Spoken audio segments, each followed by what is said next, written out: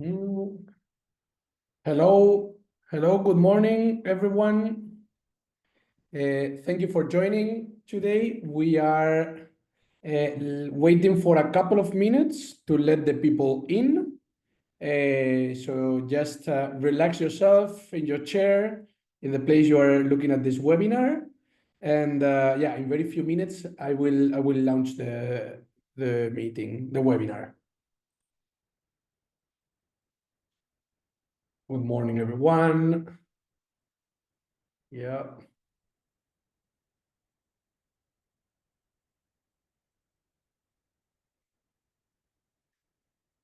Okay.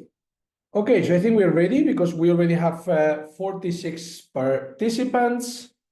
Yeah, in the webinar, so probably people will be joining. So hello everyone, good morning, good afternoon, depending on the place of the world that you're just watching this webinar.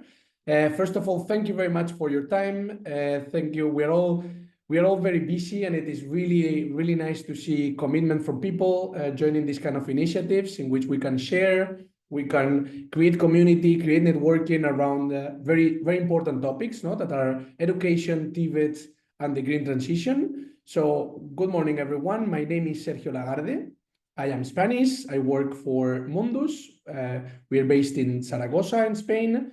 And me personally, I am the project coordinator of the Shine project. That is more or less the program or the framework that is framing this webinar today. And I will be also moderating or facilitating the session and guiding you through the different sections of the webinar. So I'm so happy to be here today. I'm so happy to be sharing all the lessons learned and all the findings and all the progress that we are doing in our Shine project. And we believe that this one is a really nice opportunity to also connect with key players, no, of the green transition of education in Africa. So we also have very nice and very interesting keynote speakers. So let's.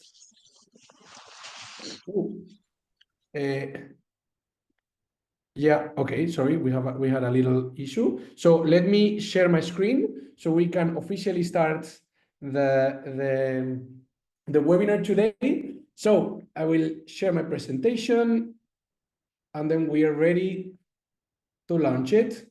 So as I said, SHINE is the project, Solar Hands-on Training and International Network of Exchange. It's a project co-funded by the European Union, and it is the project that is framing this webinar. No, so, but the first question I think for all of us is, I don't know if you have this question. No, this morning I also had this question, and I think it is the best way to start with. No, like why are we here today? No, why are we here today? Why do we have like almost 50 people engaged this session? No, so some of the ideas that we had in Shine, in our consortium is, first of all, we are in the midst of a global climate crisis that is affecting all of us in all the ways possible, no, and all around the world. Secondly, Africa is one of the most vulnerable continents to climate change, no, and yet it contributes the least to global emissions, no. Then the energy transition, this is really important, is not just an environmental necessity, that it is a necessity, but it can be also seen as an economic and social opportunity, right? TVET, vocational training, plays a key role in equipping the workforce and the skilled workers that we need for this green economy, no? For this transition. TVET plays a key role. At the same time, without skilled professionals, we cannot really talk about a green transition. It cannot happen at the speed and the pace and the scale required, no? Also, it is really important, and that's why we're creating these spaces. Collaboration between governments, industry, and training institutions is super important, no? So I think that we are here today to discuss how TVET can really drive the sustainable development and create jobs, decent jobs in Africa. So welcome everyone. This is a little bit the menu, and the official menu for today is this one. So I will explain the SHINE program, what we're doing right now, to frame a little bit the discussion. Then we have the pleasure to have keynote speakers from the African Union and from the European Training Foundation, who will tell us a little bit more at a continental level what is happening in the space of green in Tibet. Then we will dive into key insights and lessons learned from our Shine project, what we are currently doing. We will then open a very nice, a very interesting panel discussions with with representatives from the TVET education sector, from the public sector, from the public sector, and from the private sector, and from Nigeria, Ghana, and Uganda. That I think it mixes a little bit and gives a little bit a lot of understanding of at a continental level. No, then we will have a little section for questions and answers, and then we will synthesize the panel discussions, and we will explain the next steps of the project. So how is this going to work? All right, which are a little bit the rules of this webinar. So if you see, you have in the bottom part of your screen, you have either the chat.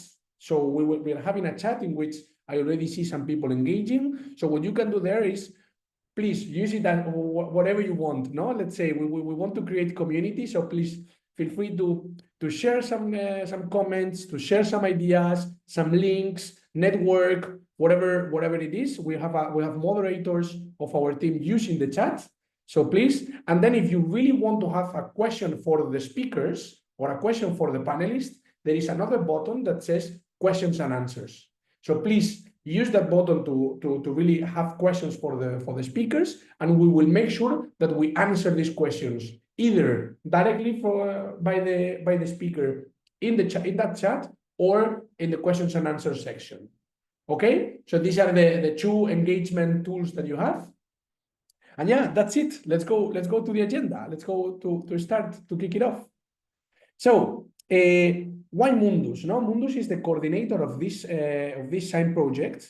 We're based in Spain, and we are an organization based in Spain, as I said, that what we're doing is that we're specialized in international mobilities. So we're implementing mobility programs to exchange knowledge between Africa and Europe. This is basically what we do. So we are experts, or we want to call ourselves experts, in the field of really internationalization of education. And we really believe that if we share the practices, we share the challenges, and we find common points, it is the way to grow together. So we are creating, or we want to call ourselves as creators of bridges between Europe and Africa. All right. So right now, Mundus has different projects, different initiatives. We're present in already more than 25 countries, and all of our projects are related to empower the youth and to build capacity in TVET systems, either in the systems, either in trainers, either in directly vocational training schools. All right. So that is why we're here. This is one of our projects, the one that we coordinate, that is called Shine, as I said before. So basically, Shine is a project that is funded by the European Commission. It's actually funded under the Erasmus Plus program. And basically what we are doing for 3 years is we are trying to redesign a market-oriented VET program in the solar energy space, okay? A solar energy VET program. And who do we have? We have chosen very well the consortiums. We're going to work in Ghana, Nigeria, and Uganda, but our idea is to create a VET program that can be replicated. So our methodology, our way of action is going to be replicated. So it can really be a good practice, all right? So that's why we have 4 partners in Europe representing either an expert school in solar energy in Spain, an expert curriculum developer in Greece, ACME, and an expert in building knowledge around decent jobs that is include, that they will explain later. Shiri will explain later the key findings of our projects. And something similar we have in Africa. In Africa, we have 2 partners per country, and we have in Nigeria, we have the Pan-Atlantic University, and as well a vocational training school that is one of the top reference in the country when it comes to renewable energy training. We also have a startup center because we are also building entrepreneurial skills in the program in Ghana. And we also have the Ghana TVET service. We work directly with an agency from the ministry in Tibet, directly, to really escalate the VET program. And then in Uganda, we are testing our program with 2 vocational training schools that are also present here, of course, as all the partners. I also greet all of them. We are working with Kiriandongo Training Institute up in a little bit or in the north or in the center of the country, and also with Haisling Vocational Training Center near Kampala.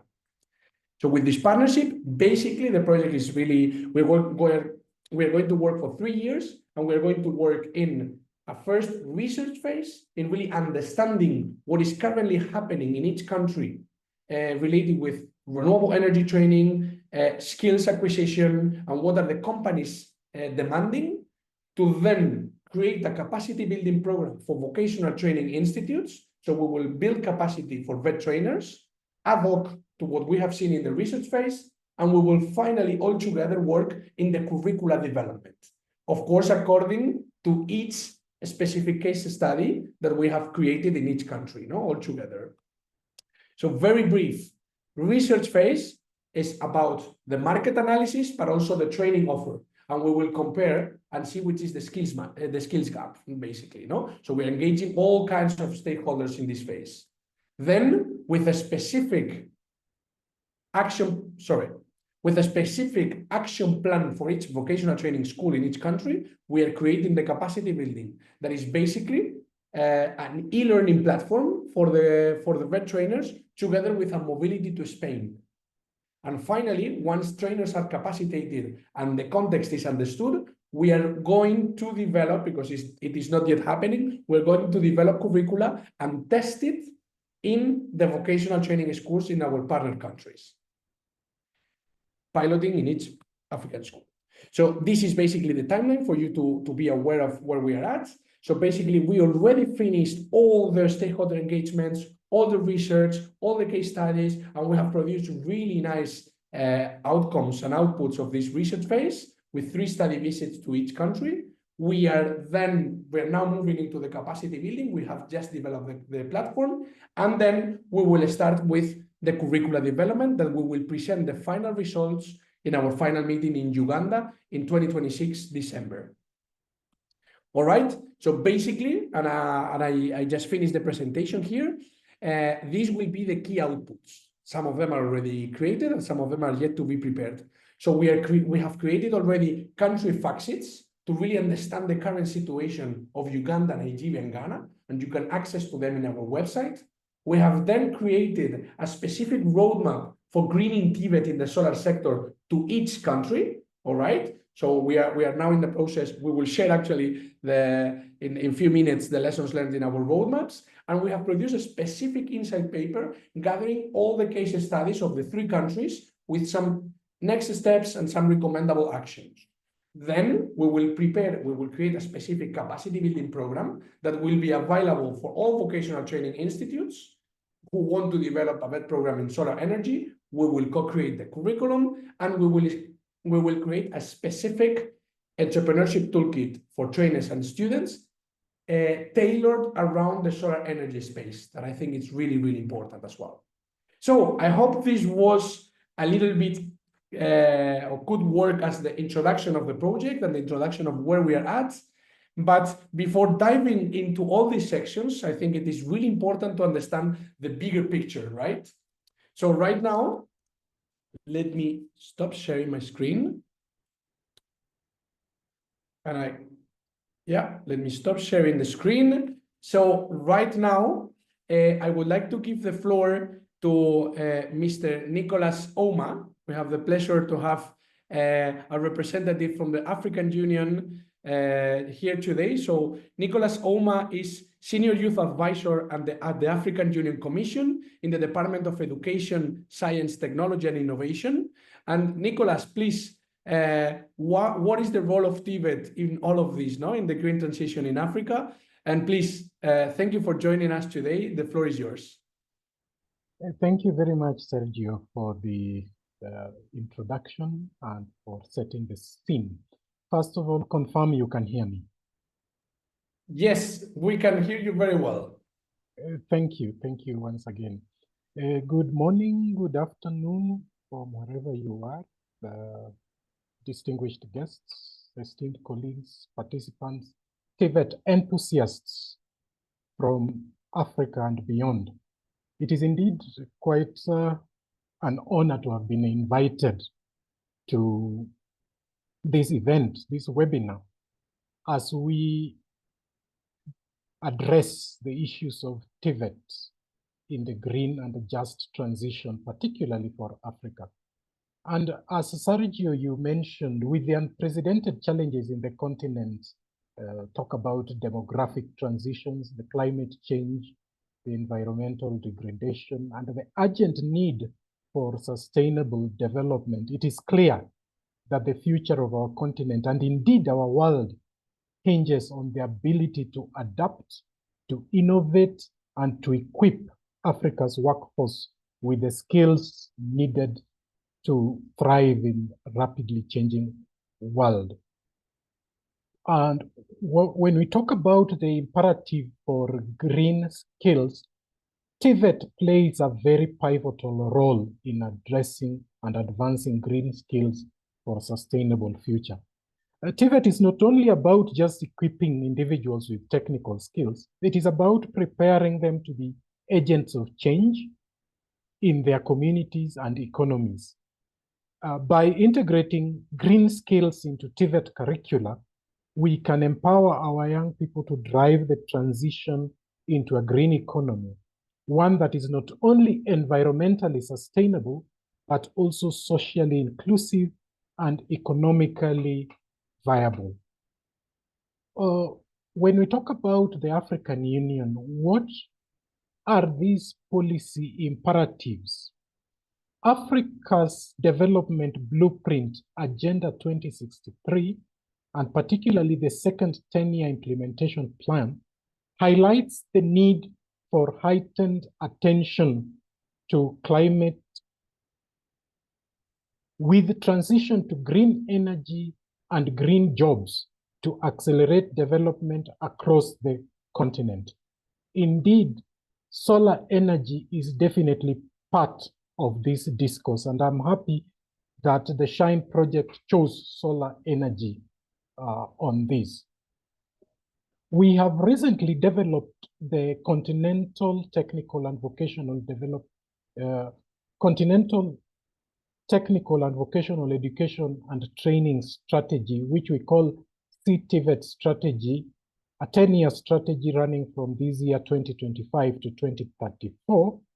And in this strategy, there is a clear reference on greening in TVET, and particularly the mention of mainstreaming environmental sustainability into all aspects of TVET by embedding skills for green economies and societies in curricula, using environmentally friendly practices within the training institutions, and also promoting innovation in sustainable technologies. So, as I've said, mainstreaming environmental sustainability into TVET in Africa is crucial for fostering sustainable development, addressing climate change, and ensuring that the workforce is equipped with green skills. What does this actually mean in play? What are the concrete actions that we intend with these policy imperative in as far as TVET ecosystems in Africa is concerned? Number one, integrating sustainability into the TVET curricula. Sergio mentioned the issue of curricula. And for us at the continent, integrating sustainability into VET curricula would mean, for instance, developing green competency frameworks.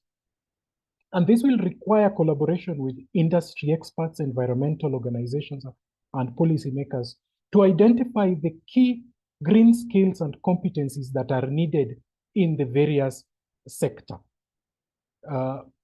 For solar sector, this will mean, for instance, technical competencies in the solar technology fundamentals, systems design and installation, maintenance and troubleshooting, energy storage, integration, grid connectivity, particularly if the intention is to align to the grid. That is one, developing green competency frameworks. It will also involve environmental and sustainability competencies, apart from the technical competencies. We can talk about life cycle assessments. We can also talk about regulatory and policy competencies.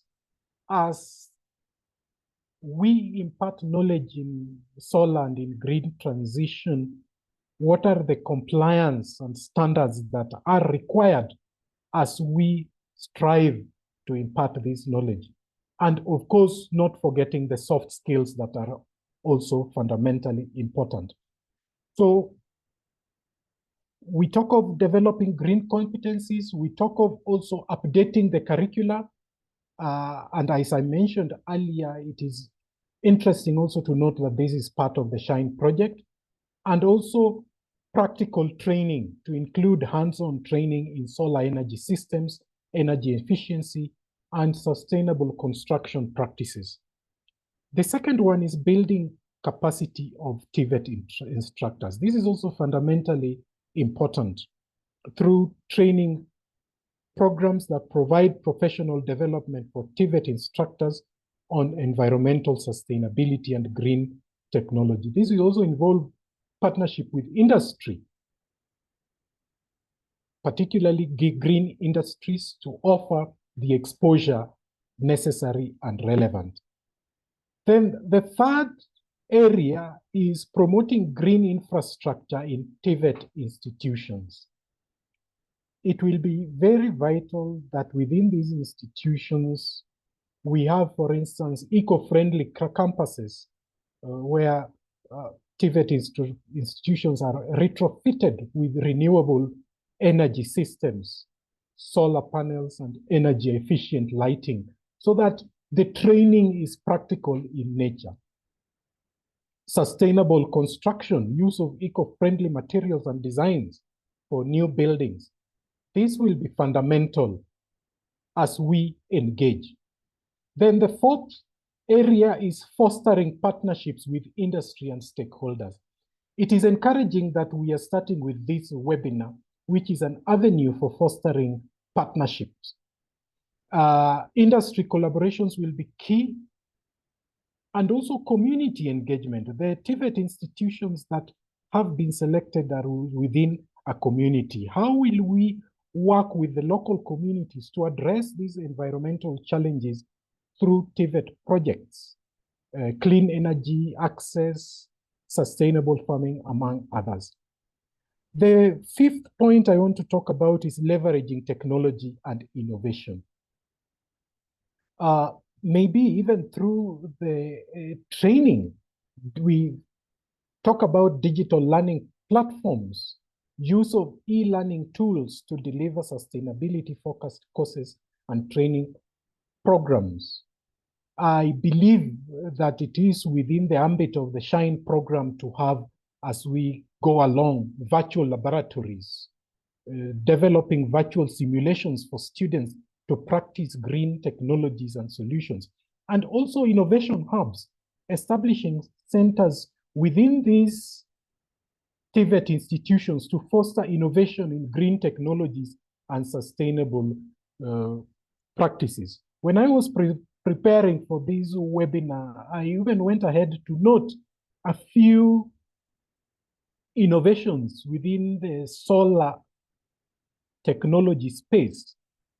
For instance, bifacial solar panels that capture sunlight from both the front and back, flexible ultralight solar panels, and the development of more advanced battery technologies for solar energy storage. One of the critical facets within the solar energy space is the storage issues. So I do believe that as we implement this program, these are issues that will come into play and will be strongly advocated for.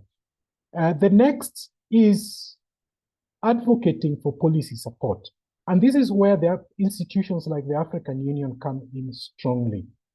How can we support national policies and work with governments to integrate environmental sustainability into national TVET policies and strategies? What are the funding mechanisms that will facilitate these green TVET initiatives? And what are the certification and standards mechanisms that are being developed that will go hand in hand with the project as we implement a green transition. The other key area is raising awareness and promoting a green culture. Awareness campaigns will be very, very important, not only for the project countries, but also through the lessons from the project countries to other countries to highlight the importance of this environmental sustainability. And within the project countries, within the identified institutions, we could even have student-led initiatives where students are encouraged to form clubs that lead to sustainability awareness projects, including practical applications and demonstrations on solar energy projects and even energy audits, so that at the end of it all, we are all rounded in our implementation of the intended program. And then monitoring and evaluation of progress through sustainability metrics, regular assessments, and most importantly, knowledge sharing. As I've mentioned earlier, I am happy that we are creating through this webinar platforms for sharing best practices and success stories from across the continent. And lastly, not lastly, penultimately, the aspects of integration across key sectors.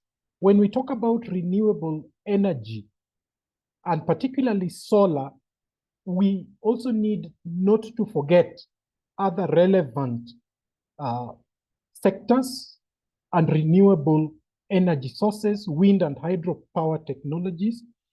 We must also not forget potential integration into agriculture, promoting sustainable farming practices through the solar systems, agroecology, and climate smart agriculture. Construction sector particularly is very, very key, emphasizing green building techniques and materials within the construction sector, and also the transport sector, training students in maintenance within the transport sector and sustainable transport systems. So when we are talking about solar technology, it is important that we are alive to integration of solar systems across all the other relevant sectors. Most importantly also, and this is the very final element, point I'm mentioning, is partnerships, building and strengthening partnerships to ensure that we are all coordinated and we get this leveraging of partners, particularly comparative advantages of partners, so that we promote knowledge exchange, collaboration among African countries and beyond. By implementing these actions, we believe from the continent, and particularly from the African Union, that the African TVET systems can play a pivotal role in equipping the workforce with the skills needed to drive sustainable development and address the environmental challenges. As far as the way forward is concerned, as we look into the future, it is clear that the success of our efforts to green TVET in Africa will depend on collective action.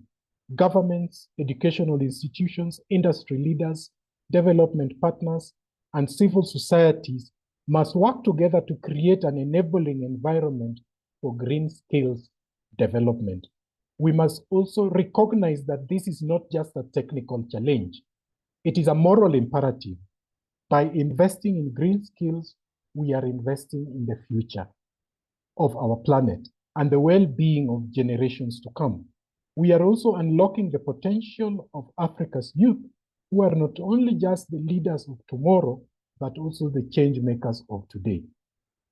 So as I conclude, let this webinar be the catalyst for action. Let us commit to advancing the green skills through TVET as a strategy for economic growth and also a pathway to social justice, environmental sustainability, and indeed shared prosperity. Thank you. And I look forward to the discussions of the day as we go through this webinar. Back to you, Sergio, and confirm that you have had me. Yes, thank you very much, Nicholas. It's always a pleasure to listen to your words. Thank you very much for this enlightening intervention. I think it was very clear, no, the commitment of the African Union towards the green transition in Africa, and I think you touched very well all the points and some of the words that are still sounding, no, and I really relate to is like the importance of green skills in all the sectors, no? And it is really important to identify which are these green skills according to the sector, no? So that's why also this is one of the reflections that we had in our first phase, no? And how according to the sector there are certain skills that are appropriate, and how important is to build these partnerships, no, with industry, with public institutions, with TVET centers, etc. So we really need the whole ecosystem, no, in working in this green transition. And something really, really powerful as well is not only advocacy, no, at a policy level, but also awareness raising in this green transition is really important, no? The power of renewable energies is really important, but we really need to raise awareness, no, in the community. So thank you very much, Nicholas, for the enlightening words. It was really a pleasure, no? And also to see how the continental TVET strategy is being implemented. It's really interesting how you're mainstreaming green skills in the whole program. So thank you. And then I have also the pleasure to go to our second keynote speaker. I have the pleasure now, from understanding the continental level at Africa, we will jump to understand a little bit what is the role of TVET in the green transition with a European perspective, no? So I have the pleasure to invite to this online stage, if you allow me, to Susan Nielsen, who is Human Capital Development Expert, Green Skills Expert, and Country Liaison for Ukraine at the European Training Foundation. Susan, it's a pleasure to have you here. The floor is yours. Thank you very much. Thank you very much, Sergio Lagarde. And hello to all of you participating in the session. I'm very honored, I'm very pleased having the opportunity to share insights from the EU perspective and what we are doing in the organization where I'm working, the European Training Foundation. I have prepared some slides that we would like to share with you. And I must say, I listened with large interest on the previous speaker, Mr. Uma from African Union. And the perspective shared here, I can see we have similar discussions, concerns, cooperation, and we really need to work across continents. I think the global cooperation is key when we talk about making an effort, taking a step to the green transition. I work at the European Training Foundation. It's an EU agency of the European Commission. We are located in Italy, and we are supporting EU neighboring countries that are just surrounding the European Union, but also beyond, actually more and more focusing on cooperation with African countries. I hope my slide will come up again. And we are supporting human capital development, in particular vocational education and training. Yes, if we move a little bit forward. Next slide, please. This is what I have planned to talk about in the 15 minutes allocated. A few words on the twin transition and green skills. Then on our work in Network for Vocational Excellence, diving into specifically how we are greening TVET in a green vet partnership, a global green vet partnership named Greta. And then I would like to share a few recommendations. So please, let's move on with the slides. Let's pause a bit on this slide on the green and digital transition. What I just wanted to emphasize here is that we often talk about the twin transition, but I would like to state that it's important that we actually are not considering these two ongoing transitions as identical twins, because sometimes they are aligned, sometimes they are not. green transition is fundamentally policy driven by regulations, laws, investments, and different government initiatives, whereas we could argue that the digital transition is market driven. Sometimes the digital transitions, the new tools, can actually accelerate and bring usefulness into the green transition, but not always. There's also a backside on digital tools, and this is just very important to remember when we talk about these two transitions. But both of them have an impact on skills where we see the need for skills change. Let's move on.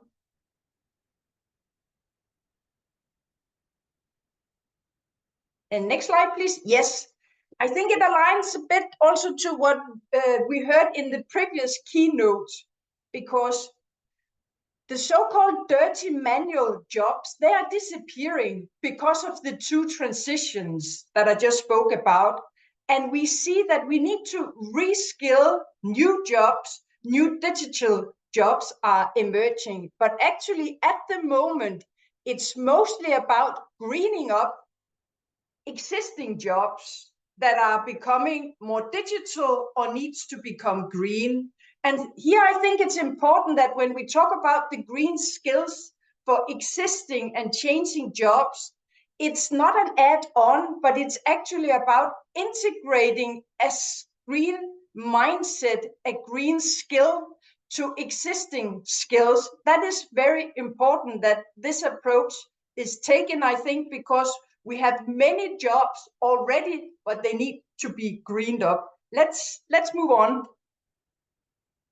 And that is, of course, part of this exercise. And I would say it's an economic modernization strategy. It's about getting new profiles and new trainings, but it's really also an opportunity, a golden opportunity for VET, because it has such a fundamental role in providing the skills needed for the green transition. And I believe that actually it can also attract more young people to engage in VET educations. And that's an opportunity to be used. Let's move on. I have some key messages listed here. I hope you agree with me. We also heard a bit of the perspective in the previous speaker, the importance of skills. We cannot have a green transition without skills, but the green transition also needs to be purple. By that I mean we need to consider the gender perspective. We need to have much more women and young girls into the VET education because we need their skills, we need their workforce. As we know, there's a big demand for the skills. So that's why we need a purple-green transition. Strategies for decarbonization, of course, needs to have a skills demand perspective and deployment, because as I put on a fourth key message, the transition is not, the green transition is not fair or just by default, but we really need to design it, make sure that there are jobs for those that lose them in the dirty jobs that I showed in the previous slide. And no transition without international cooperation. We see that over and over again. The SHINE project is a very good example of that. The many different initiatives and me being invited for this is also a part of a small drop of that. And thank you again for this.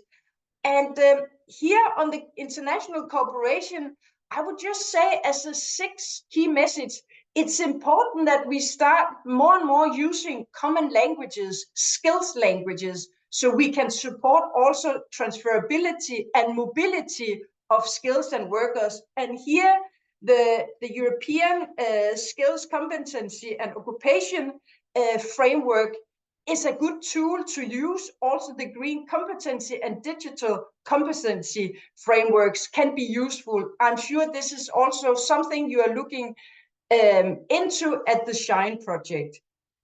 Please continue. I would say a few words on the ETF Network for Excellence, because this is where we as an EU institution are looking, cooperating with the with countries beyond the EU and the neighboring country, and mainly in Africa. And we see a growing interest for cooperation, and we as an EU institution are also interested. We work with peer learning, supporting strategic partnerships and policy advice. Next slide, please. Here you can see the members we have of our network. It's a network of VET providers, competency centers, and from Africa countries, sub-Saharan Africa, I'm really pleased that we already now have 42 centers of vocational excellence. That could be a vocational education training institution or competence center. Different institutions working with provision of vocational education. And our network is still growing. Towards the end of my slides, I have some context. So if you are interested joining our network, you are welcome to contact me. Let's move on. Important is the work in a skills ecosystem. I think that's the characteristics when we talk about vocational excellence. Vocational excellence is about provision of high quality training programs that are aligned to the changing world, and they are best provided through skills ecosystems where enterprises, training providers, workers' organizations, and the policy setting is working efficiently together. We also heard that in the previous keynote speak. Skills ecosystems is a usual frame for thinking to providing skills, matching the local needs, but also making sure they are aligned to national strategies. That's exactly the way SHINE is working with the national strategies. Your approach, I think, is very robust in this working approach. And then it's also about aligning it, of course, to the global commitments for moving forward in decarbonizing the world. Let's move forward. A bit about Greta, our Green VET partnership that I'm leading. It is a part of our global network for vocational excellence. We focus here on green skills. We identified different greening processes of VET. We have a number of case studies that we can share. I will provide you with useful links. And we are interested in getting inspiration as, for example, our cooperation with the SHINE project, because I see more and more that VET providers all over the world and us supporting green skills, we are asking the same questions, and we need to find common solution to have a joint moving forward. That is the best way really to support the green transition. Let's dive into how we work in Greta. And Sergio, you also maybe need to say how long time, how many minutes I have left now. Yeah, Susan, it's really, really interesting. So, I mean, you can have a little bit, 3 to 5 minutes max. 3 to 5 minutes. Okay. This is just a slide showing that we are a growing community of peer learning, where SHINE is one key cooperation partner, also African Union. We had the pleasure of learning from the SHINE project in connection to our learning sessions we organized in connection to COP29. So this is just an example on the importance working between continents, between unions. And let's move forward, because I have a lot to share. We leave it like this. You will be provided with my slides, I understand. Here are QR codes to our findings on best practices, inspiring examples for greening VET. Let's move on a little bit in my slides. I wanted to show this one because we have found that when we talk about greening TVET, applying a whole institution approach is very useful. It puts in a systematic way the many entry points we can choose when we want to green TVET. it's not only about greening up the training curriculum, it's part of a number of different elements that is also greening up teachers, so to speak. That's important because we can see from international surveys that the lack of green knowledge and green skills among teachers is actually a key barrier for moving forward. So that's why investing in teachers' training, greening up their skills is fundamental. Stakeholder cooperation, we heard already, fundamental in the different skills ecosystems. So we have skills that align with the needs for using, operating solar panels, windmills, and all the different technologies that are supporting the green transition. Another part that is very important to look at is funding and also different investment modalities. I think we have seen that in general, VET is an area that does not normally receive much funding, but there's also opportunities now. I see many green development, green transition projects are actually much more incorporating funds for the skills dimension side. And it's important to look into different modalities for public-private partnerships. That's a way also to fund VET institutions. That's, by the way, an area that we have been looking very much into at the ETF Network for Excellence. And finally, the part on strategies. It's important that a VET provider is walking its own talking, so to speak, that the school is also greening up its own campus, engaging with the communities in different green initiatives. And if these 5 parts are well interlinked, it makes the greening of TVET much more efficient. It will have more impact. And it's possible to start in small scale and then add on. This is our experience with working with VET providers from all over the world.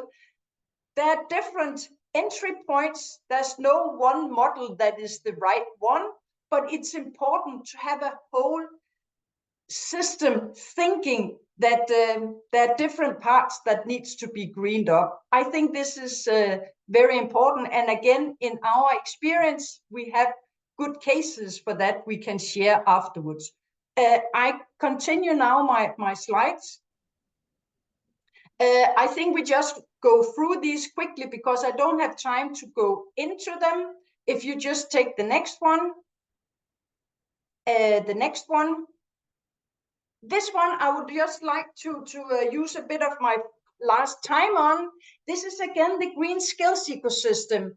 And I think it's important that we recognize, especially in the green and digital transitions, that we need, as VET providers and supporting greening VET, to have recognition that it's not enough only to cooperate with the usual players, the traditional players that I have here in gray in the bottom of this slide, the employers and businesses. It's also important to cooperate, to look into, have engagement with research institutions. This is where the new green technologies are coming from. It's important to look into the world of entrepreneurship. What's happening there? What are their needs? What will be the next green technology that future generations need to have the skills to use? Same goes for NGOs. They will have, or they have already, a new role, especially in delivering maybe short courses in green skills. So I wanted just with this slide to emphasize the importance on having an outlook, a broader perspective towards green skills ecosystems. Let's move on. This is again a slide with the QR code for all of you. This is where I have looked into more in detail the operation of working in so-called adaptive innovation skills ecosystems and arguing that they are fundamental for just transition, because going back to my previous slides, one thing is a green transition, but we need to make it just, because some will use jobs in existing dirty profiles, so to speak. And it's important that we ensure that those who are losing jobs are reskilled or upskilled to be green. That's the argument in this article that I'm sharing with you. And I know this is also a part of the SHINE project, looking into just transition perspectives. And now, Sergio, I think I need to come to an end. So let's just go through my slides. I think we go to the very final slide. Okay, I have shared my contact details. I really hope we can continue the discussion. In my slides, I had also added some recommendations, but actually they were already mentioned in a much better way from the previous speaker. So I will not go into this, but you can look at it when you receive the slides. Thank you again for the opportunity to presenting what we are doing from the EU perspective, what we are doing in the European Training Foundation, and in particular in our Green Greta TVET partnership. So thank you very much for listening, and I wish you a continuous great session today. Thank you very much, Susan. Thank you very much. It was also a really, really interesting intervention. I pick up a lot of really nice words, but to be honest, it was the first time that I listened, and I think it's going to resonate a lot in the future. No, the sentence that green transition needs to be purple. I really like that sentence. So I think it's really interesting in thinking how we can make the green transition in TVET inclusive, no, since the very beginning, and how we can really engage, no, and how we can reskill. It's about reskill, it's about upskill, and also the idea that green skills is not about creating new jobs that are not yet there. Most of them is just like greening up some of the jobs and some of the sectors that are already there. So sometimes it seems that the green transition or the green skills is something very far away, but it's not that far away. No, it's just we don't need to reinvent the wheel. No, so it is really interesting the points you shared, and also the common point of everything. No, that is skills. And I remember I was in another nice conference from the director of UNESCO UNEVOC, who shared something that the only common point that all the 17 sustainable development goals, the only common point is skills. And that's true. It's through skills that we can really drive the green transition. So thank you very much for the intervention, Susan. It was as always a pleasure. And now let us zoom in a little bit more into what we are actually doing right now in the SHINE project. And after 1.5 years of already like working, engaging with stakeholders, visiting Nigeria, Ghana, Uganda, working with this fabulous partnership that I already presented, debating, reflecting, thinking, we have already brought up some lessons, no? And we have learned a lot in the way. So that's why I have the pleasure to introduce to our next speaker is Siri Lichtfried, who is a senior knowledge broker at Include, who is a partner in the SHINE project, and who is already a colleague, a partner, and a friend. So Siri, the floor is yours. Thank you so much, Sergio. Let me share my screen, and if you can confirm that you can see it. We can see it, and I can hear you very well. Perfect. Yes, good afternoon, everyone.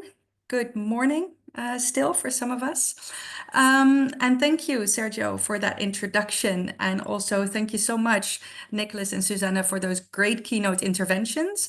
In some ways, you have made my life a lot easier because I have now the opportunity to reiterate and maybe elaborate on some of the excellent points you already made, and also situate it more in the context of the solar energy sector in Africa, and particularly also, of course, in the context of Nigeria, Uganda, and Ghana, which are the focus countries of the SHINE project to date. But before I do that, let me briefly introduce myself. Ooh, yes. Yes, so today I am calling in from Cape Town, South Africa, where I work as a knowledge manager at the Include Knowledge Platform, which is an independent knowledge platform initiated by the Dutch Ministry of Foreign Affairs. And we work on facilitating and promoting inclusive policies and programs in Africa through 3 pillars. So that is research, knowledge sharing, and policy dialogue. And we do this with our platform members together, the majority of which are African-based and range from different walks of life. So that's government, civil society, knowledge institutes, private sector, and youth networks. And at Include, I work on our inclusive development and youth employment portfolio and specifically look at opportunities for youth in the just energy transition. And in that capacity, I was also the co-researcher on the SHINE research project, together with my colleague, who you will meet later today, Norbert Edoma from Nigeria. And today it is my pleasure to share some of our key findings of the research, which are based on a 3-tack approach. So the first one is that we really wanted to build on existing research because, as we have heard today, a lot of it is already being done. We have some great insights from across the continent, from Europe. So we really wanted to get an overview of the most important lessons learned. So we did a literature review and a desk review, but then we also wanted to contextualize and further deepen some of these findings. So we did in-depth case studies in Ghana, Nigeria, and Uganda, and then tried to synthesize those, but also deepen our understanding even further through the organization of in-country, so 3 multi-stakeholder dialogues with key system players in the field. So that's both in the solar sector, but also in the TVET ecosystem. So to really validate some of our lessons learned, but to also create actionable pathways for the future. And this was all to really make sure that the SHINE project, and this is not your typical project, but that it's really theoretically and both empirically grounded, so that every phase builds on the next, as Sergio already shared, so that we make sure that when we are developing a curriculum, when we are developing a training program, that it's really also grounded in actual research. So these are some of the outputs that have come out of the research phase. And for some of us who are really interested in a more contextualized or granular understanding of some of these points, I do urge you to read these reports, as a lot of work went into that. And today I only have time for some of the overarching lessons learned, as I really want to set the scene for what will be undoubtedly very excellent interventions by the panelists, who will share more of their practical experiences in greening TVET in Africa. So to start with that, a very overarching lesson, but one that, in my opinion, cannot be overstated, is that solar in Africa has a vast but still largely untapped potential. We all know that Africa has 40% of the world's solar potential, but only 1% of installed solar capacity. And when we looked at the 3 countries under study, but also broader across the continent, we saw that renewable energy, and solar in particular, contributed less than 5% overall to the energy mix. And for solar, it was even less, sometimes only amounting to 1% of the energy mix. So there is still clearly a long way to go. However, at the same time, we saw a lot of investments coming in, and both on-grid and off-grid capacity is really projected to rapidly accelerate by 2030, which is important not only for the decarbonization of the economies, but also really to increase the access to affordable and reliable electricity, as we see that still half of Africa's population does not have access to affordable and reliable energy. Something I also experienced to some extent in South Africa in the recent years, of course, with load shedding, where we had up to 8 to 12 hours a day where we didn't have any electricity. But this, of course, is a daily reality for many of us. Some of my Ghanaian colleagues will refer to doomsor, probably in this regard, but there's a great need to also address the energy poverty.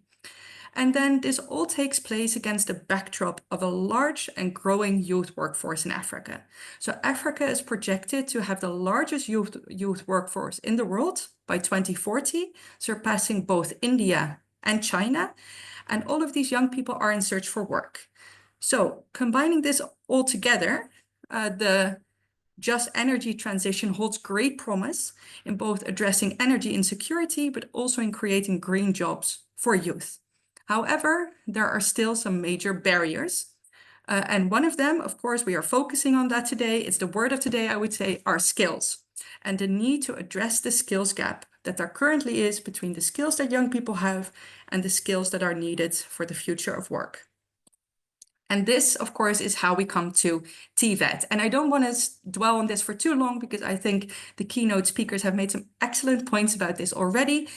But when we think about green skills for the solar sector, it's really important that we don't just think about technical skills. Of course, also in our research, we have a whole list of technical skills that are relevant for solar, but it is really also what the private sector told us, that soft skills and to some extent also transversal skills are really important for them, as these are the skills that are sometimes very hard to learn on the job, but will make the difference between a good and a great employee. So we're thinking about problem solving, critical thinking, communication, but also other soft skills that can really make a difference. Of course, in this day and age as well, we cannot leave digital skills out. So basic digital literacy is required, but also when it comes to the solar sector, some data analysis, some remote monitoring, those are all critical to also include in the curriculum. And finally, and I think this is also where the SHINE project excels, is that we look at the solar sector more broadly. Because the reality is that since the solar sector is still nascent, many young people will find their employment in only temporary jobs in the meantime, so mostly in the construction phase of a project or in the informal economy. So really giving young people also entrepreneurship competencies and business skills, looking at marketing, at finance, is really important to add as a supporting structure, where young people can also use their knowledge in solar to really have that technical application of solar, maybe for cooling or heating innovations, but also for the productive use of energy, where there is still really an employment potential for growth. And then key lesson 3, we already heard it from the keynote speakers, is that it's really important also to change the mindset from just looking at supply driven and looking at the TVET system in isolation, but really looking at the connection also to the private sector and really working on opportunity-led innovations. So, and what we also found across the 3 countries under study is that the training offer is upcoming and very diverse.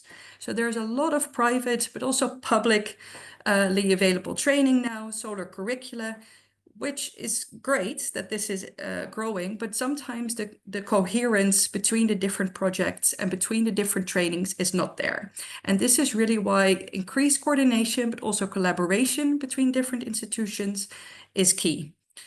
Then, of course, a point mentioned already, don't forget about the teachers. These are really the changing agents, I would say. These are really the people, the center of this transition who prepare the youth for the future of work. So really invest also in the upskilling of teachers. Also looking at competency-based training. I was very impressed with Ghana's recent move towards more competency-based training for solar curricula that is piloted also by one of our SHINE partners, so the Swame Technical Institute in Ghana, and really also investing in lifelong learning and up-to-date solar equipment so that we can make sure that we stay up to date with the rapidly changing solar energy sector and that the teachers are well equipped to train the workers of the future. Then thirdly, it's really about strengthening industry TVET linkages as well. What we found, especially when talking to young students, but also to graduates, is that the school to work transition was really difficult for a lot of them because they didn't have a lot of hands-on or practical experience. As there are not so many solar companies yet, kind of the internships or apprenticeships were not always there. So really investing in this will be crucial for the future. I already saw a comment in the chat now talking about dual learning. So really also making sure that you bring industry leaders on board and offer that opportunity as part of a training program will be helpful in facilitating that transition.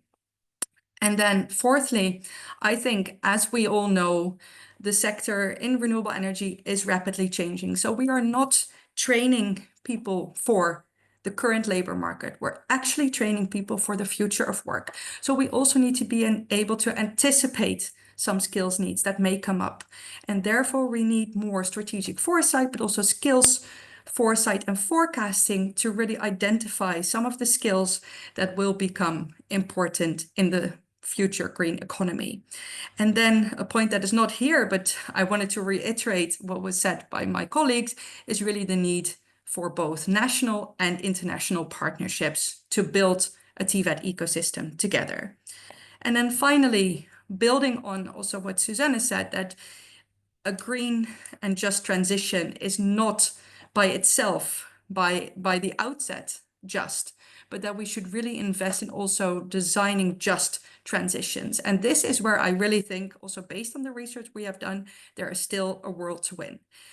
Because TVET still needs to become more inclusive, especially along those 4 dimensions. So the first one is really about addressing spatial inequalities.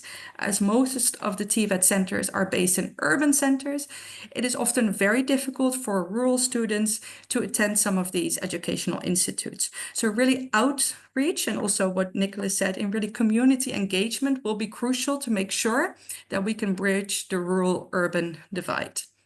And then secondly, a point not often coming up, but I do want to reiterate it, is that even though the rights of young people with disabilities are enshrined in all policy frameworks that we saw, the practice, the reality is that it is often still not accessible for students with a disability to go to a TVET. Institute. So really looking not only at infrastructure, so building ramps, making sure that there is physical access, but also making sure that the teacher and the training materials are well prepared, and making sure that in that school to work transition, extra attention is paid to that. And then making the transition purple, right? As Susanne said, I think this is one strong point that came out of the research, that there is really a big need to develop gender responsive and also gender transformative approaches. And what I mean by that is that it has to go beyond just a simple interventions like having quota for how many girls, because as we know, women are well equipped to take up positions in the new green economy. But the reality is that the energy sector and the solar sector as well is still very male dominated. So we need to look at the underlying causes of that inequality and of that gender divide, and really address those in making TVET more inclusive. So I'm thinking about safety issues, but I'm also thinking about social norms, about gender stereotypes, about the unpaid but still care burden that a lot of young mothers have who don't find access then in current TVET curricula. So this is really about creating an environment that women can also thrive in. And one example that I saw in Ghana, which was doing that really well, was a solar taxi, which was an electric EV company running on solar, wanting to take over the West African electrical vehicle market. And they really invested in a solar academy just for female mechanics. And why did they do this? Well, firstly, because it made business sense, because the women who applied for this were very motivated, because they knew that in the automotive industry it was very difficult for them to get an internship or apprenticeship. So they were very motivated to make it work. But secondly, they also wanted to change the perception and the larger perspective that women can also take up these jobs and can do it really well. So in that instance, they also really invested in mentorship opportunities between women, but also in ambassadorship. So really showing women as role models, which is also changing the perception, creating that awareness of the solar sector at large, but also the place of women in it. And then fourthly, I think we cannot talk about just energy transitions without talking about meaningful youth engagement. A lot of the policies, both on green transition, but also on TVET level, are often made for youth, but without youth. Sometimes there are some consultations, but they are often tokenistic. And what we really plead for is to have meaningful youth engagement, which really starts from the perceptions and the perspectives of youth. What are their ambitions in the green economy? What are their aptitudes? What are their aspirations? And building curricula that works for them. And ultimately building an ecosystem that makes youth not only a beneficiary of this green economic transition, but really thriving and driving it. So that's why at Shine, we really wanted to reiterate the point that for greening TVET in Africa, you need a youth-centered and inclusive approach. And that is what led us to develop this roadmap, which we did also on a national level with really specific recommendations on policy and programming level, but also an overarching roadmap that is really an African and youth-centered approach to greening TVET, to make sure TVET is not seen as a second best option or as a last resort, but actually as the motor of the economy and a way to let young people be part of a green future in Africa. Thank you. I think I'm going to stop sharing here. Siri, thank you very much. Thank you very much. Even if I knew the presentation, I'm again impressed. So thank you for the nice words. I think you put everything in a nice storytelling. So even for me that I knew the story behind, it's really enlightening, no? Again. So thank you very much, Siri. And now, after discussing all the points from a broader perspective in Europe and Africa, then diving into what Shine has already done and learned in the 3 countries that we're working in, let's have real examples from the ground. Let's work with the organizations that are implementing all the lessons and all the things that we are talking about. So I am glad and happy to give the floor to the moderator of the next session, to the panel discussion. I will give the floor to my colleague and partner, Dr. Norbert Edoma, calling in from the Pan-Atlantic University in Lagos, Nigeria. So please, Professor Norbert, the floor is yours to moderate the next session. Thank you. Thank you very much. Thank you, Sergio, and thank you to all our speakers so far. I hope you can hear me. Yes, we can. Thank you. Thank you so much to all our speakers. You've made my work a lot easier because now we will delve into some of the interesting aspects of some of the things that we have done. But just to give you a bit of a context, really, in the course of the field trips that we made to the 3 countries that we studied in depth, I'm talking about Nigeria, Ghana, and Uganda, a few things came out much more strongly. First is that we saw a lot of young people who are really keen to contributing to Africa's success. Another thing also is we met a lot of young girls and women who are keen to really lend a hand in terms of contributing to also creating the kind of future that we want to see. And lastly, we also met with different groups, stakeholders, both in the private sector and with government, whom, though they are not so clear regarding what we need to do in preparing for this future that we are all looking forward to, however, they are also keen to try to understand what they need to do and how to go about things. And so to discuss some of these things, we will be having 3 important panelists that will give us this diverse perspective. First, I would like to introduce Mr. Richard Adogamfi, who is representing the Ghana TVET service, and he will be talking from the perspective of a government authority responsible for managing and implementing TVET. Also, we will be having Christopher Anso, who is representing one of the TVET institutions here in Nigeria, Jobitech Vet School in Nigeria, and he will be giving us his perspective from the point of view of a TVET school. And we have Robina Nanyunja is a woman in STEM, but something very interesting about her is that she's also the president of the Women Entrepreneurship Forum Africa. And here, she'll be giving us a perspective, particularly from the private sector, how the private sector can contribute in actually providing that platform in greening TVET to prepare us for the future of work in this particular sector. So without further ado, I will start by asking a generic question to each of our panelists. So the first question I have is, and I think I would like Richard to go first. What is the role of TVET in the green economy, particularly the green transition? And how would you think green skills can contribute to creating new job opportunities for the African youth? Thank you very much.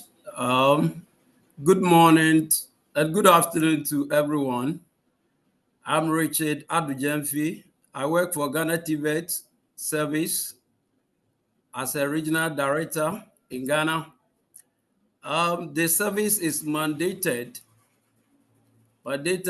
to oversee, manage, and implement approved national policies relating to pre-tertiary TVET. I'm excited to join this platform to also provide my insights. To answer the question, I think I would agree with, or you would agree with me, the initial insight provided by the previous speakers. TVET play a very crucial role in African green transition by equipping the youth with green skills necessary for economic development. TVET prepare the green skill workforce for the emerging green industries. TVET facilitates sustainable environmental growth by equipping the workforce with knowledge in environmental issues. Definitely, they provide such a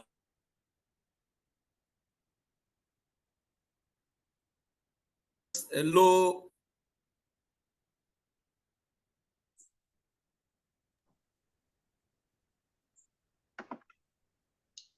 Sorry, we seem to have lost audio a bit. Okay. Well, while we try to get Richard back. Richard, can you Yes, hear us now? yes, Okay, yes, please, I'm back. you may continue. Yes, green skills is unlocking a new employment opportunities for our youth.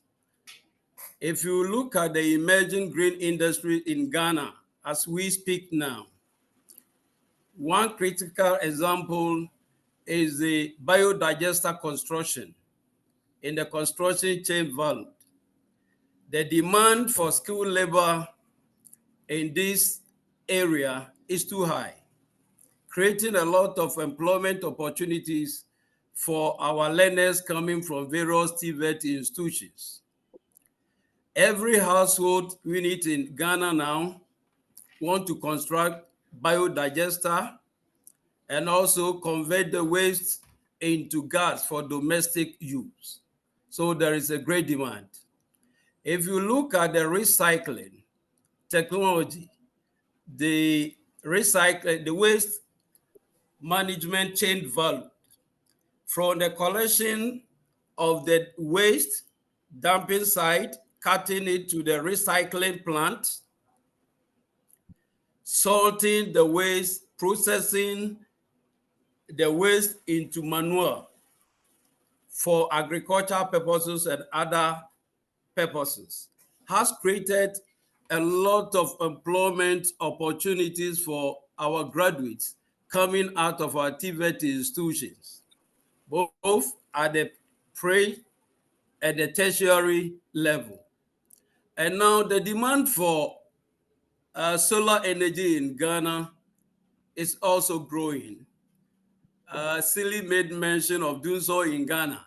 And therefore, everybody in Ghana, both corporate bodies and individuals, want to go into solar power, go in for solar power.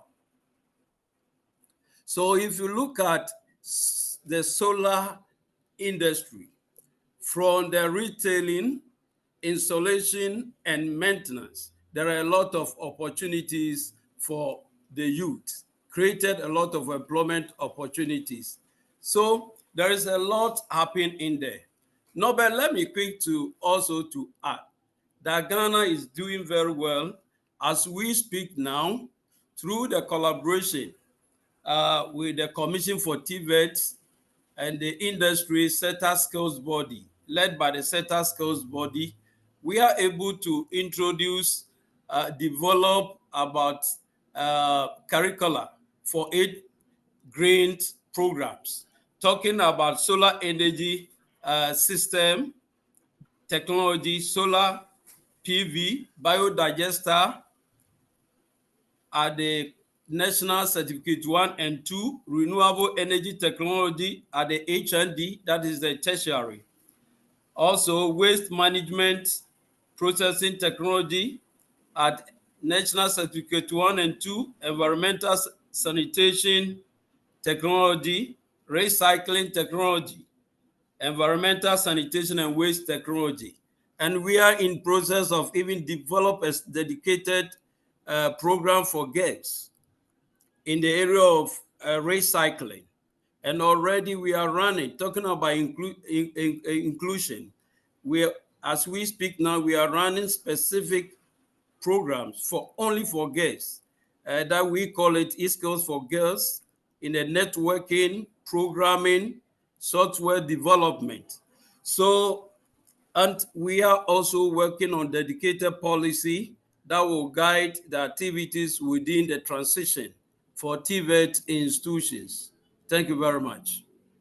Thank you very much, Richard. And if you don't mind, Robina, I would like to actually throw this same thing to you to find out really from your perspective and from your experience, what exactly, how does this green transition translate, and how do we create opportunities through green skills for African youth? Yes, thank you so much. And I'm really proud to be part of this program. Yeah, I'll go straight to the point since I'm already introduced. You know very well that the private sector are the key drivers, implementers of the economic development. Governments and other, development partners and whatever have their role also to play, of course, in policy, in guidance and whatnot. But the actual drivers are actually private sector, those that are able to create jobs, micro, small, medium, large scale enterprises, to do business, to make a livelihood, to provide solutions to the economy. So in my perspective is that, well, already those that are already involved in this sector, in the green transition, the private sector need to skill or reskill, even if it's skilling on job, because some people say, okay, government is supposed to do that, we have no resources. But just look at the simple ways you are recruiting a staff, at least something simple to be maybe part of an orientation and that kind of thing. There is something that the private sector, of course, can do in their normal circumstances. Besides that, of course, the innovations, the empowerment and motivation. Me, ever since I graduated from school, I've been an entrepreneur. I think I started an entrepreneur at 25 years ago.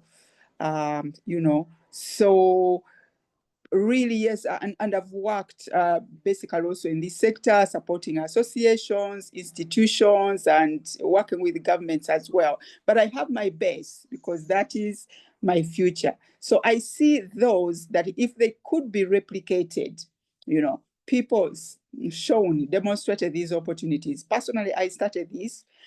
At that time, I think in Africa, it was really very, very extremely challenging to start a company that is environmental related, addressing issues of renewable energy. It was really very difficult to break even from the private sector. At that time, those were programs for governments, NGOs, donors.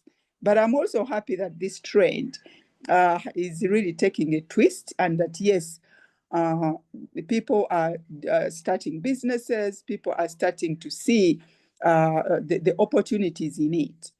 I'll give an example. When I was a CEO of the Uganda Solar Association, it was actually the biggest solar association in Uganda that is fostering the promotion of solar and supporting all the private sector. So during that time, I noticed that the membership was growing now and then. People is starting solar companies to be under the umbrella of the Solar Association. And to me, it was really a positive move in the right direction. And if we have so many of those really realizing the benefits of the green transition, realizing the various opportunities. Yeah, as one of the speakers said, that there is a lot of energy poverty, energy deficiency in Africa is very high. So if people are able to acknowledge that and really start initiatives, that would be really a key driver to the transition. But it's still, of course, as other speakers said, you cannot work in isolation. Collaboration for those that are maybe a bit more capacitated or a bit advanced, maybe and I'm happy that we have the European Training Foundation, and many other players. So partnerships are really key. Technology transfer or sharing, because at the end of the day, each one is a client of the other. The technology-rich countries or personnel, they need those that are deficient in technology to be able to sell their technology. But the selling of that technology, of course, comes with empowerment, because you have to tell me how to use certain things here and there before I even consume what you're selling. So you have to create the stimulate demand by letting me know what is that and how can it do. And in that arena also, I'm very proud and happy to bring on board the Women Entrepreneurship Forum Africa. Not only women are there, also although dedicated to women. And these are really women entrepreneurs like myself. They started their small businesses from thick and thin, and they've grown them through. Some of them are actually in renewable energy, others are specifically in solar, others are in sectors that would really be off-takers to the solar energy. Those in agriculture, those are in mining, very, very ambitious women. So basically, I think that's what I can comment on, and I'm looking forward to really taking on this, because yeah, women have to share a cake in the energy transition, because it is a societal transformation. And also in that arena, I'm also happy to bring on board through the Women Entrepreneurship Forum Africa, where we've also members of the Women in Energy Network Africa, which is a World Bank program that is again facilitating women to enter into the energy sector, whether through companies, affirmative action, all sorts of things. Thank you so much, and over to you.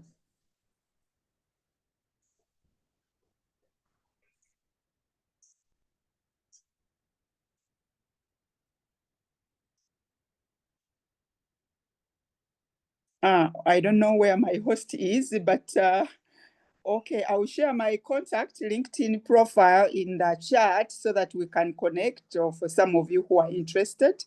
I hope the moderator will take it up soon. Yeah, thank you very much, Robina. So I don't know if there was a little technical problem with our moderator, but I know that the floor was going to be given to Father Christopher, Director of Jobitech. So if Father Chris, what do you think could be the challenges and opportunities in this greening sector from the perspective of a director of a TVET school in Nigeria? Okay, so thank you so much, Sergio, and good afternoon to all participants. And I believe you enjoyed this webinar as we go on.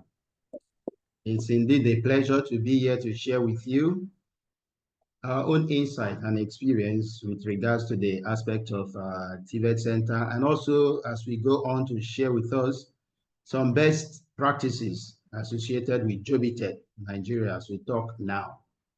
So the aspect of TVET, in the role of TVET in this aspect of green transition is quite key, because when we look at TVET itself aims at promoting innovation and technical advancement. But when we come now integrating it with green skill, now we can also think of the aspect of ensuring a sustainable environment. So together, coined together, we can see that TVET is quite essential when it comes to the aspect of promoting the green skill. And this we must also acknowledge and uphold the role of TVET in this direction. So looking at now the aspect of our TVET center, we talk of the challenges, then that will come, and then other things that will follow the opportunity that it offers. In our TVET center, we have developed a culture that we are promoting and pushing across, which is the aspect of fighting against the climate change, mitigation and adaptation, because I believe that is what this green skill is geared towards promoting and sustaining. So therefore, any TVET center that stands must also be thinking towards that direction if we are to create a sustainable environment. So what we do, and thanks also to our own regional coordinating body, when we talk of JobiTech is a technical TVET center run by the Salesians of Don Bosco. And in Nigeria, we have about 4 centers spread across the Nigeria. And within also these Don Bosco TVET centers, we have the Africa and Madagascar region, where we have our coordinating body situated in Nairobi, the Don Bosco Tech Africa. So through them, also able to get the sponsorship in order to promote these renewable energy, specifically, and other one that is attached to it. And we thank the German ministry who also supported that project. And today, as I speak to you, in JobiTech, in one of our center here in Obosi in Onitsha, Anambra State, our center is powered by solar. So we have gone green in the sense that solar is what we run our TVET center with. So that has helped us to fight against the aspect of fighting against pollution. So running solar, not just that we run our center with solar, and also attached to it, because we cannot just get towards promoting the skill itself or the aspect of solar usage of renewable energy. Also think of its sustainability. So attached to this is also the training aspect of it, to also run the solar training for the installation and maintenance model for our students. So the students follow the program, and at the end, they have that skill that they can install and maintain the solar system. So it has become something of best practice to us, that when you talk of the issue of running generator that can lead to pollution of the environment, now we are free from that. So we are promoting strongly the green environment. And with it also, we have a culture of also promoting waste management. We believe that it's not just to talk about things and place things in their position, but the ideology must also be cultivated. So in the process of our training, we also educate the students on how to manage waste, not just in the school, but as they go home also, they continue such practices to have the aspect of the waste management. But soon we're also pushing to have the recycling trade attached to it, which when these waste are collected, they are sorted, and after sorting, what can be recycled, the plastic waste and so on, will be recycled. So the system now continues and going in that chain. So they will also gain that skill of recycling.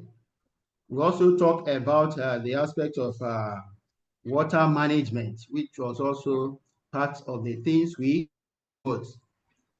Wastewater can be collected and recycled so that it's not just introduced into the environment to create more pollution.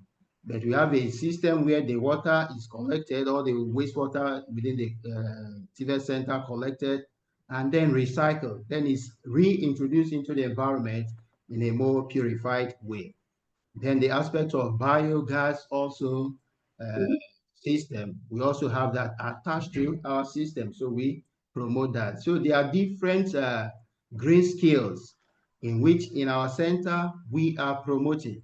And attached to this, we have seen in it some other challenges that can arise based on the aspect of this waste management thing and the aspect of promoting the green scale.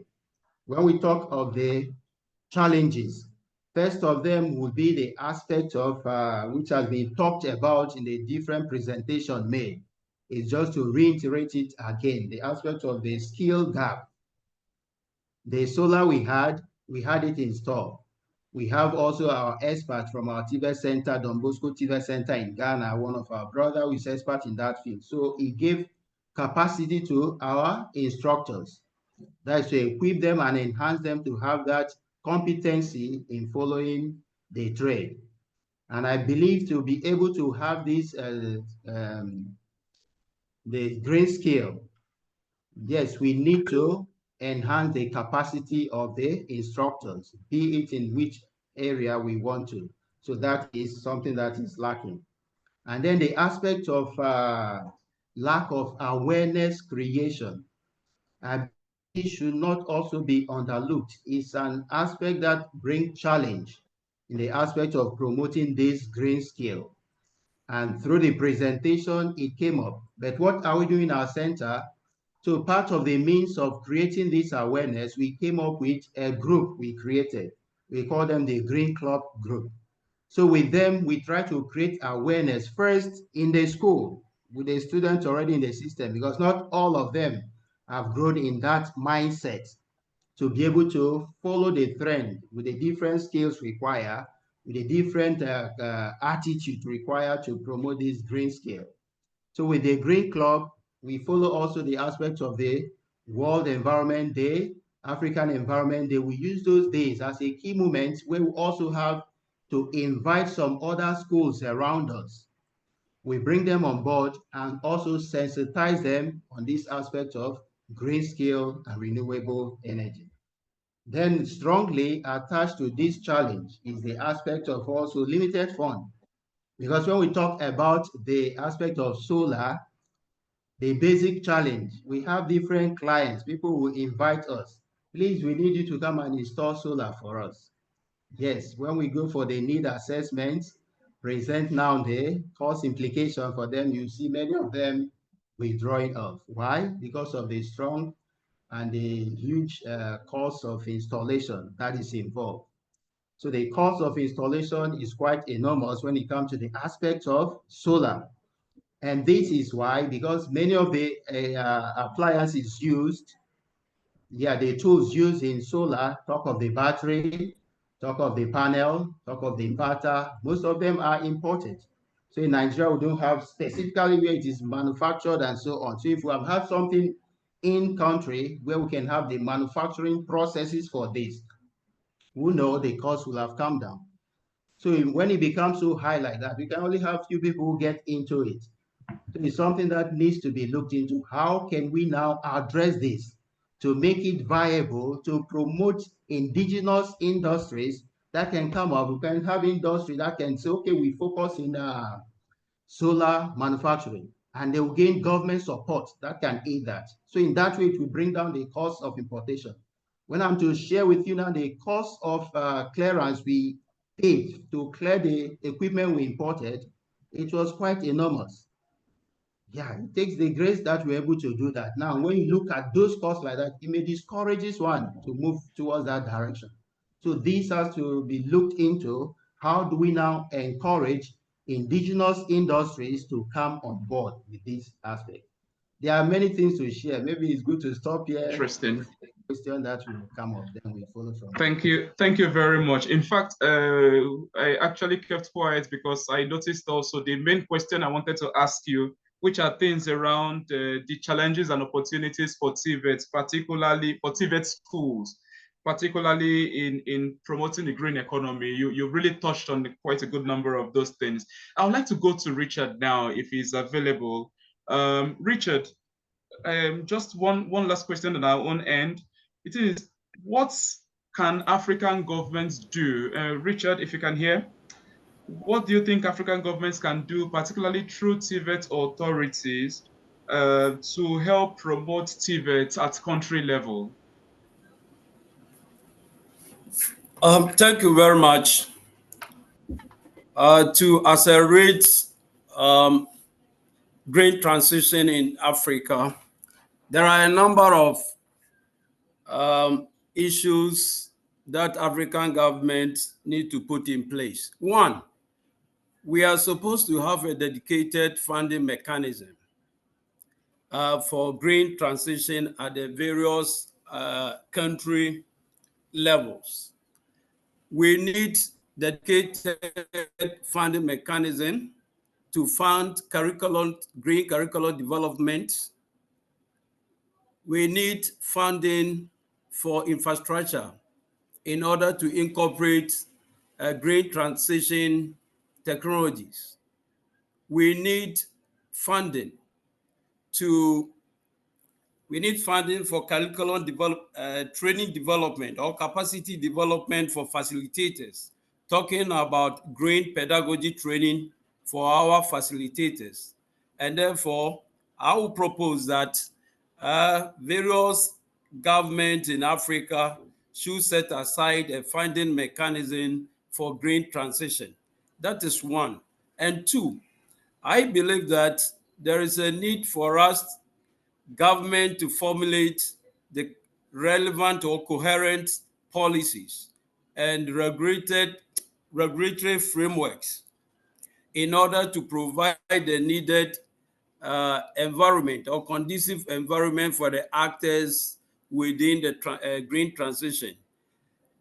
We need such a policy to guide green activities at the governmental level, at the institutional level. We need a policy. We need a policy that provides incentives for the actors within the or players within the green transition, talking about giving them grants, tax rebates to support research, innovation, and also provide the needed resources to drive the green transition.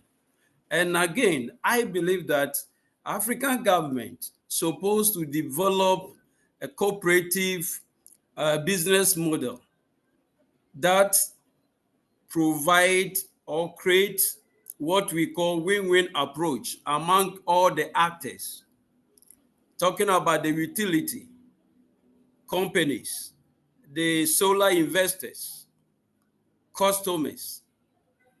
One example is that even individual, if I generate my power and at the end of the day through solar, I have excess power and there is a policy or business channel where I can sell the excess power to the national grid, definitely people will make investments.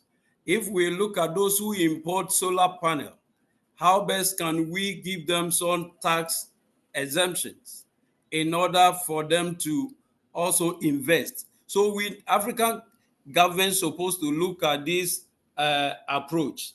And again, I believe that we need to promote international collaboration where we will exchange knowledge, sharing best practices, like the platform created by Shine Project. It is very fantastic idea where we learn from other countries, the participating countries. It is a very fantastic idea which we are using to develop Ghana system. We learned from Uganda, we learned from Nigeria, and I believe that others also learn from us. So it is important that we establish that linkages, international collaboration. And also, governments need to promote partnership with the industry and the private sector.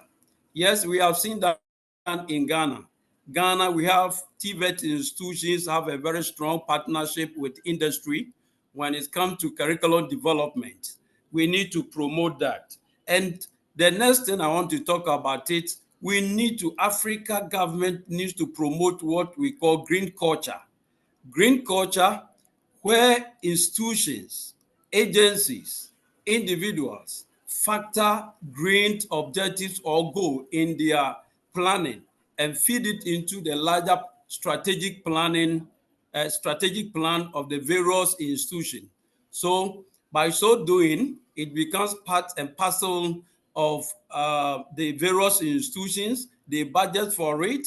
They put in a conscious effort to drive this transition at the various levels, institutional levels. And I believe that we need to also create the needed awareness. There is a need for government to drive awareness, do a very extensive awareness about the green transition, what is happening. So we need to sensitize all stakeholders. There should be a conscious effort for that.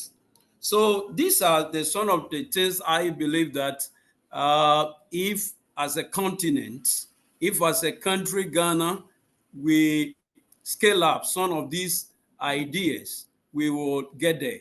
Thank you very much. Great, great. So we'll get the final thoughts from Robina. Robina, please, just to hear from you, what do you think is the role of the private sector in contributing to providing green jobs and at the same time in partnering in promoting industry collaboration in TVET delivery?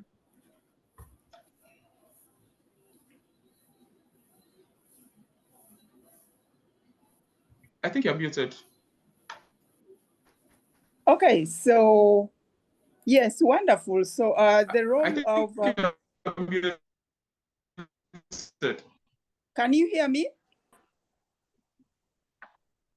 Yes, we can.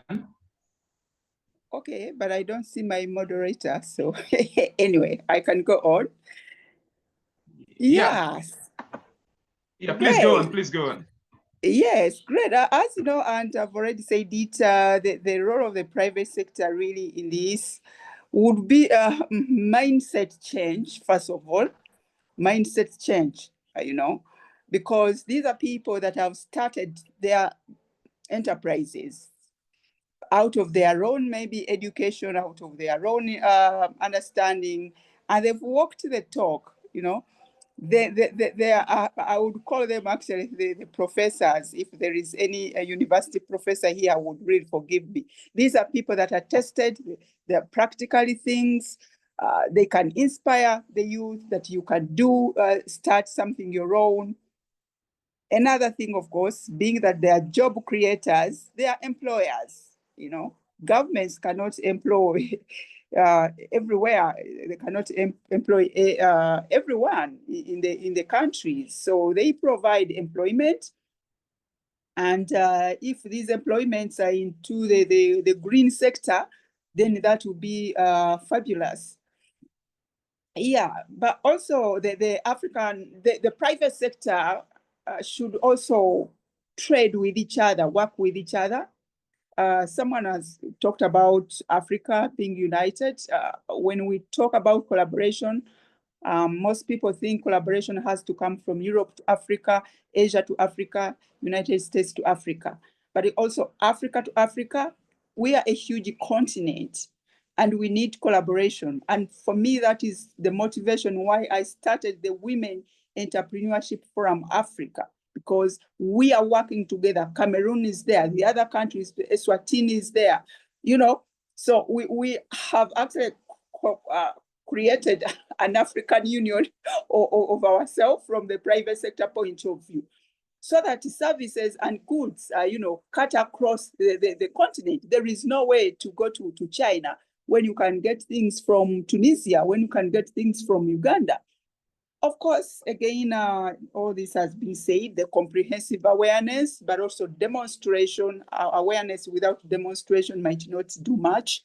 But again, working with all the ecosystems, the business associations, the business ecosystems, because they have mobilization skills, they put on board the diversity of people, youth, women, and all the players. Yeah, but again, okay, this is government, but it's still cross-cutting with the private sector. As someone said, sometimes the solar items are tax exempted, but because those authorities, maybe in revenue or Bureau of Standards, are not aware or even don't know, so the private sector buying or importing all these targets find it difficult to operate business because of also the ignorance, and ignorance I mean in the solar modalities, what is tax exempted, even the technological names of those solutions sometimes, are not really known by the people that have been employed by government. In some, of course, in non-technical sectors, however, like for our country, the Ministry of Energy is very really profound in guiding the sector, but you find that there are other sectors, government sectors like revenue authority, which are really not technical in that energy aspect, but they would also need operational skills here and there to support the private sector and to drive the business. Thank you. Great, thank you very much. And while we try to catch the close of this webinar at the top of the hour, I'll just want to summarize a few thoughts already that have been discussed by the panelists. I think the first main thing that has jumped out a lot in the course of this conversation is the need to prepare people to be agents of change. Whether it's government authority, whether it's the TVET students themselves, whether it's TVET schools, whether it's the TVET authorities, whether it's the private sector, that we are all in this together. I think a second point that has also come out quite strongly is the need to see TVET as a tool for youth empowerment and by extension, preparing people for youth employment. And another aspect that we have heard, Robina highlighted this a lot, is that the private sector still actively and active driver of economic processes. Really, government only aids actively in this particular sector in order to ensure that we have a good pipeline workforce that can actually add to meaningful development of the economy. The need for knowledge share, particularly in developing and sustaining TVET, and also need for funding for development of the various aspects of TVET, and also strengthening institutions that are primarily involved in delivery and the development of TVET.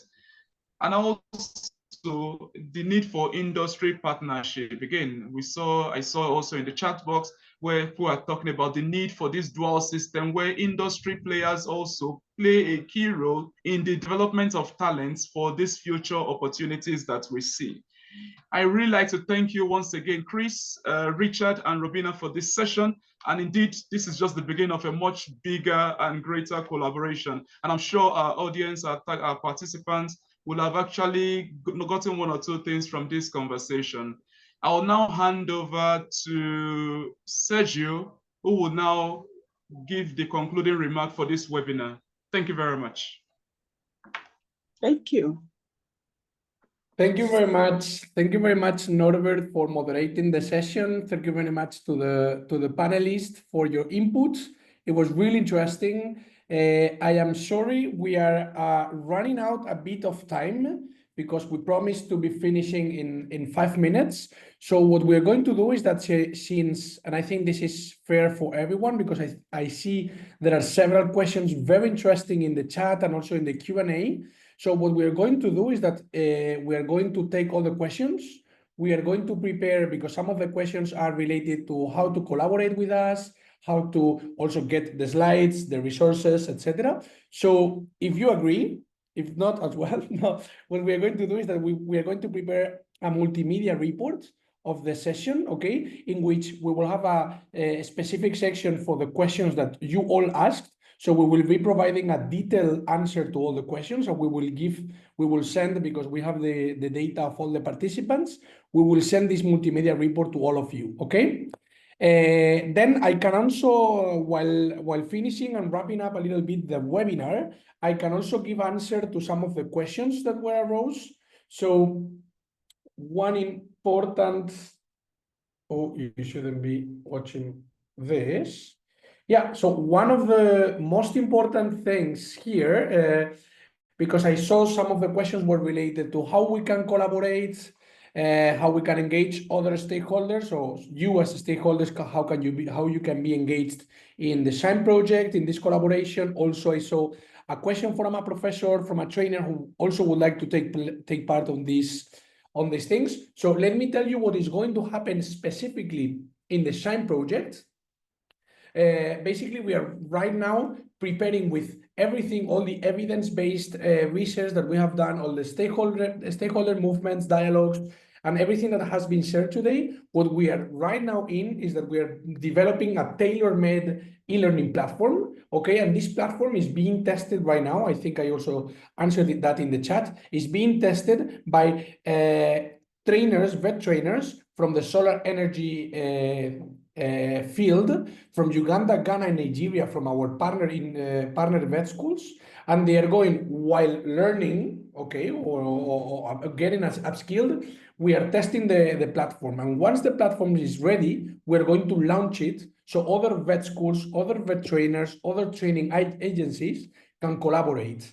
And also how to make it more sustainable, because this was one of the questions. So what we are going to do is that once the platform is validated, so both technically, content-wise, methodological-wise, we are going to partner, we are in the process of partnering with the specific training agencies, in this case, directly with the Ghana TVET service, because it's a partner in the project. So we will go directly to the whole Ghana country through them. We are also partnering and in conversations with the different institutions in NAPTEP in Nigeria, for example, and at the same time with the same agencies that are present in Uganda, UBTEP, etc. So the idea is that once the platform is ready and tested, we will partner with them, and they will be the channels to disseminate at a country level and to make it sustainable, okay? Then another thing is that, of course, we can create specific liaisons and specific partnerships with vet directors, with vet schools, with other agencies from other countries. For example, the case of Ethiopia, there was an organization interested. You can contact us. You can contact us through the platforms, through social media. There is also our contact. We can create a specific collaboration with you to join us, to join our platform, to join our materials, to also bring feedback, etc. Okay, then we're going to do a specific training mobility to capacitate these vocational training centers in the curriculum that we're going to develop and in this platform, and they will come back to test and pilot the curriculum with students. So this is how the whole process will go. And then how you can be involved in our project is basically through the newsletter. We are sharing all the specific results in our newsletter. I will show you the QR code. Social media and website, everything is published in our social media and our website, and you can download the resources, the insight paper, etc. You can collaborate. Once the e-learning platform is ready, we can share it with the stakeholders interested. We will, if everything goes well, we will continue this series of webinars to really touch base some of the key elements that were discussed today. You can become also a stakeholder by joining our database, participating in some of our sessions, and there will be a moment in which we will also contact some of our stakeholders for the fine-tune of the curricula development. So this is basically the different tools that you have. As I said, I already shared the different channels that we have. And basically, to wrap up a little bit, because it's already 1, so we are exactly on time, to wrap up, the key outcomes or what you can expect for this project, this specific project, is that we have created evidence-based and a contextualized approach and a roadmap for greening TVET in Africa. And these resources are already in the platform, and we are already sharing with national authorities in the countries, etc. So these are there. We have already engaged stakeholders from policy, practice, and research in the program. We have a big database of stakeholders who most of you are here participating in this webinar. We will train and upskilled more than 30 vet trainers in Solar Foundation, also in new pedagogies, innovative pedagogies, and digital skills. Co-creation of the solar energy curriculum for the 3 countries and piloted with at least 35 students in each country. This will happen starting in September 2025. or in the whole 2026. And we will use this kind of channels to share good practices of everything that we're doing. You can, once again, check our website, our social media, everything that we're doing and learning is shared. And the idea is that in 2026, we will share with all of you and with the world, let's say, a replicable SHINE model. So the whole research, training capacity building, the use of virtual mobility, virtual learning, and also the way we're going to create and pilot the curricula, this model, the SHINE model, will be delivered to anyone who wants to replicate something in any kind of in any country and also in any kind of sector. All right. And finally, I think that the key takeaways, I was taking notes while the moderator and the panelists were discussing. I think that our key takeaways of the webinar is, first of all, TVET is a key enabler of the green transition. Without skills, we cannot go anywhere, no matter the sector. Second, green skills must be integrated into all the levels of vocational training. As Nicholas was saying this morning, some time ago, we really need to green every sector, to mainstream the green skills as part of all the curriculums. Public-private partnerships are essential. Without the collaboration with everyone, the industry, the public authorities, etc., we cannot really reach the ambitious goal that we have on greening transition. It is not just an environmental challenge. That is already a big thing to be an environmental challenge, but it can be also seen as an opportunity of new jobs, decent jobs, inclusive jobs, etc. So we really need to invest in TVET for TVET in this green transition. And finally, we need to act now. The time is now, and if we strengthen TVET, we are not just preparing the workforce for the future, but we are also shaping a greener and a more sustainable Africa. Thank you very much to everyone. We will be sharing and contacting you. We will be sharing a multimedia report of all the things that we have discussed today, all the presentations. Thank you so much. And here you can already see how to connect with the newsletter and our database, our website, and also you have my contact in case you want any kind of collaboration, any specific sharing of materials, etc. Still, you will receive it in some days. Thank you very much. Thank you for thank you to the speakers, panelists, moderators, also the technical team behind, Ainoa, Abigail. Thank you very much. And thank you to the audience, and have a wonderful day. Bye-bye. Thank you. Bye. Thank you so much. Congratulations. Bye. Thank you very much. Bye-bye. Bye, everyone. Yeah, I'll leave a review. Bye-bye.